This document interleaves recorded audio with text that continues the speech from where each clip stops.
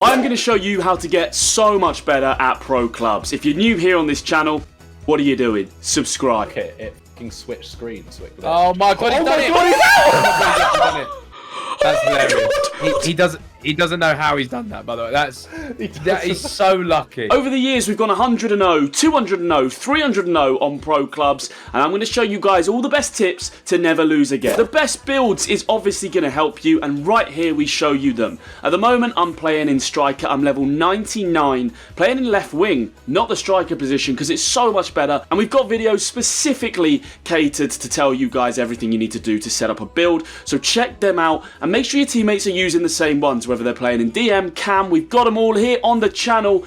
You gotta rep the best build, otherwise what chance have you got in staying unbeaten or even just improving at the game? It's an interesting year on eafc. You feel like you can play in different builds that work, tall or small, so make sure you find the one that fits for you. Before we get into custom tactics and all the best glitches and OP builds, I want to show you guys some clips from us playing and break down exactly the play styles you should be trying to copy to stay unbeaten on clubs. Now, it's a fairly similar game to last year. I prefer it. I think this game's a lot more fun, but there's ways you can play this game. The metas have changed, and I'm going to break it down through this gameplay right here. So we are always looking for the extra pass, always looking for that sweat. Here, he could have shot, he could have scored, Billy. He knows that, but he's looking for that extra pass, and 8 times out of 10, that extra pass is going to be on. I can get it to here, and I can sweat it straight back, and we've got an open goal.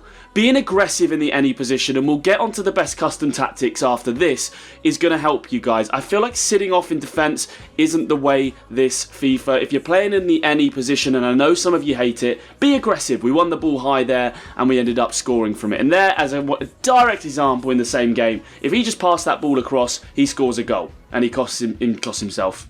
He cost himself. You're going to concede goals this FIFA, guys. I'm playing with some of the real best players on clubs, and we conceded 4 goals, 5 goals in games. You can see there, you're going to concede goals. So don't get too mad at the game, especially when you're in the low divisions. Your CPUs are just terrible, and it really is just what it is. And they scored with that R1 dribble, which you guys know, the contextual dribble is insane on eafc. You've got to get used to it. R1 dribbling, all dribbling. That's why we use the heavy left wing, right wing builds, because they're just OP.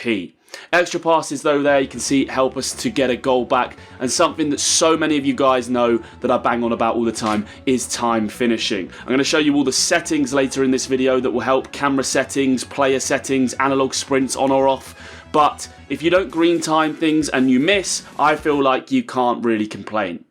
So don't watch my streams, because I definitely do that all the time. So this team we're playing against, again, he doesn't pass the ball. It's very similar to that first attack that we scored off. We win the ball with an aggressive, high-pressing CPU, wins it back for us. And obviously, we don't end up scoring from that attack directly, but I wanted to break down exactly how we play. They keep getting the ball back. It's going to happen on this game. It's so frustrating. And once again, their player takes a shot, which really isn't ever going to go in. I mean, maybe twice out of 10 that goes in. There's no point. There's really no point. We do the extra pass, and we had a tap in there, but we're just messing around at this point, and I'm showing you how good these builds are. Look at the dribbling from Billy there. He's almost just absolutely taking the mick with it. I think this results in them rage quitting, and I'm not surprised. Just, they can't get anywhere near us. Messing around, sliding around in the box. L1 dribbling, R1 dribbling, flip-flap skill move is insane, guys. I like the flip-flap, the elastico, the L1 ball roll, or ball heel to heel. Sorry, not ball roll. The ball roll's good in itself. There's some seriously good skill moves in this game, but dribbling itself is something you've got to master, and that's why I always push to play in the left wing or the right wing build. It's just so good. So guys, take these tips on board, give them a go, and hopefully they're going to help you improve. We're going to get into watching some of the custom tactics now that we use. There's 2 different sets. If you have enjoyed so far, please leave a like on this video. It helps massively. Let's get straight into the custom tactics. Obviously, custom tactics are important in eafc.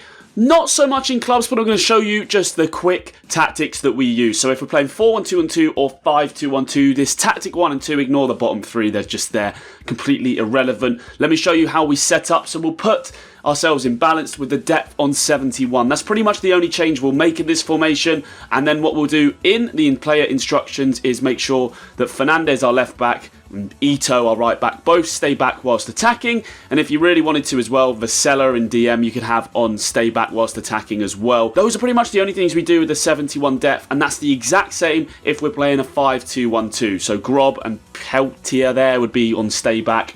probably wouldn't do the centre mids. You've got a back five there. You can counter their counter-attacks by having these defenders back. The only other thing you could do if you were being sick of being counted on corners is you could change the corner so you only have one in the box and you have those 3 there. Oh yeah, and it's important to note your game filters to make sure you're not messing up. If you're playing with an any or without an any, you want to have this on because then you're not going to match up against someone with an any when you don't have one. You can stop complaining because you never have to play against them. Matchkeeper off and best match my team size off. Because if you have it on, you only match a club that matches or is greater than your player count, which I feel like you don't want because you could come up against 11, right? So 200 games, 400 goals, 145 and 8.6 match rating. A big part of how I'm nearly max level already is the skill games, and in particular one of them. Now they are bugged at the moment, which is annoying. You can only play one, then you have to reset your game. But do the fast shots. If you can get 30,000 XP off of the fast shots, you level so quickly, guys. It doesn't take that long. It takes 10 to 15 minutes, especially if they fix this bug.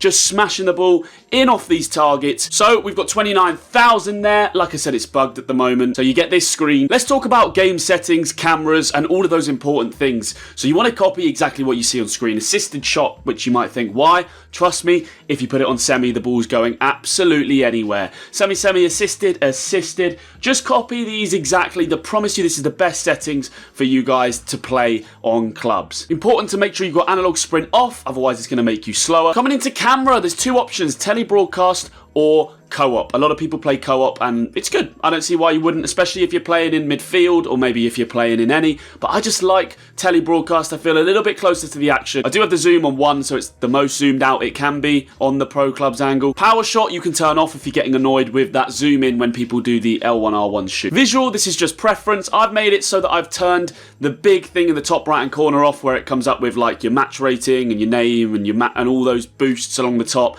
I just like the screen to be as clear as possible. Hold to skip being off is massive as well because those pre-games, please put this on off so that everyone who just taps X skips because I'm so sick of watching the same cutscene every game. And that's it when it comes to settings, copy these exactly. Something else that massively helped me was getting into 11v11 pro clubs, whether that's VFL, VPG, whatever league you guys want to join, get involved in an 11v11 team setup league system. It's going to help you so much when it comes to improving on pro clubs and your overall game. It will take you up a level, there's a lot more pressure, and it's some of the most fun I guarantee you'll ever have. Comment down below if you're currently playing. I think I'm going to get back into it. I haven't played any 11-man pro clubs last FIFA on FIFA 23. I just didn't enjoy it, guys, but going back years of playing in those leagues, it makes you so much better when it comes to playing in low-man games and all these sorts of divisions and all that, because it's just so much easier. Get involved. It's some of the best fun you'll ever have on any game, not just FIFA. Don't forget to share this with your teammates. Thank you guys so much for watching. If you enjoyed, leave a like, subscribe, and I'll see you guys in the next one.